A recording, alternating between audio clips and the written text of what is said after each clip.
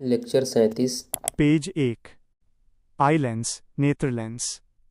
हमारी आंखों में एक जोड़ी लेंस होता है जो कि उभयोत्तल व पारदर्शी होते हैं। कार्य 1।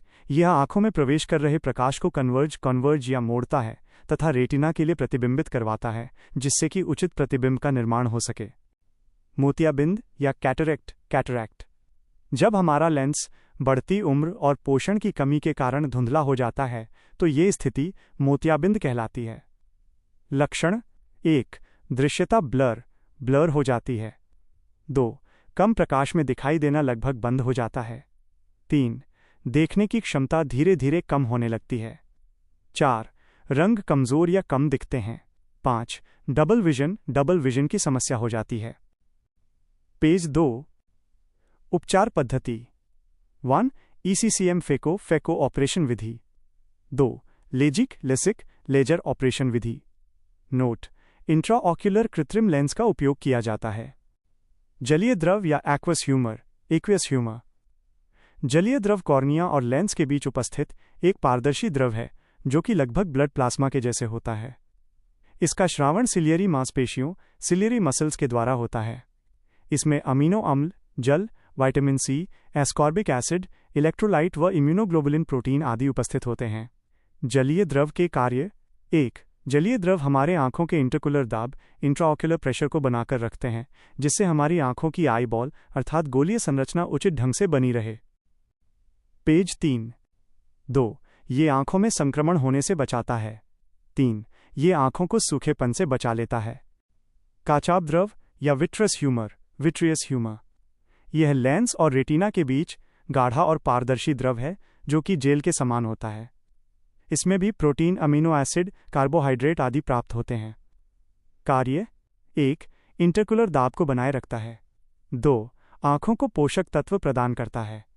3। रेटिना पर प्रतिबिंब निर्माण में मदद करता है। आंखों से संबंधित प्रमुख फैक्ट 1। Tapetum lucidum.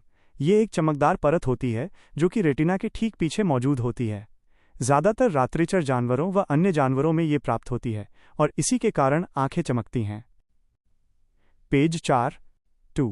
मीबोमियन ग्रंथि। ये आंखों की ग्रंथि है जिससे सुरक्षात्मक रूप में मेबम या कीचड़ बाहर आता है और ये बाह्य हानिकारक तत्वों से आंख की सुरक्षा करता है। 3। Lacrimal gland. इसे अश्रु ग्रंथि कहा जाता है। नोट: शिशुओं में शुरुआती 6 माह तक अश्रु ग्रंथि सक्रिय नहीं होती।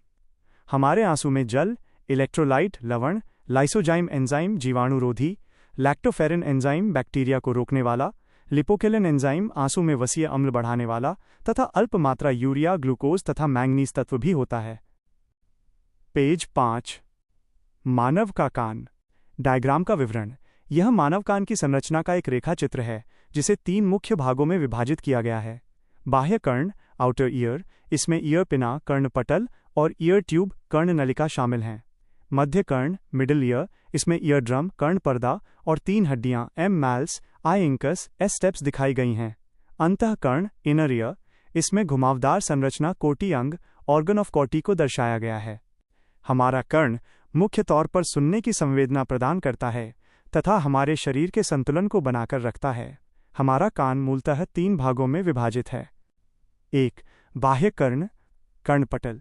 ये ध्वनि को एकत्रित करने का काम करता है। Year tube. ये ध्वनि संकेतों को सीधा मार्ग प्रदान करती है तथा संक्रमण से सुरक्षा देने के लिए लुब्रिकेंट बनाती है। Page 6। Ear drum.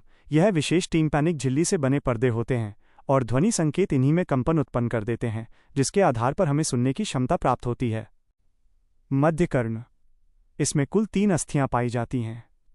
3 × 2 = 6। कोष्टक। 1. Malice, hammer bone. 2. Incus, anvil bone. 3. Steps, स्टीरअप bone, right arrow, अंगूठी के जैसा आकार या घोड़े के नाल जैसा आकार। शरीर की सबसे छोटी हड्डी। नोट: मध्य कर्ण में मौजूद हड्डियां ध्वनि संकेतों को और अधिक बढ़ा देती हैं, अर्थात अवर्धन एम्प्लीफिकेशन का कार्य करती हैं।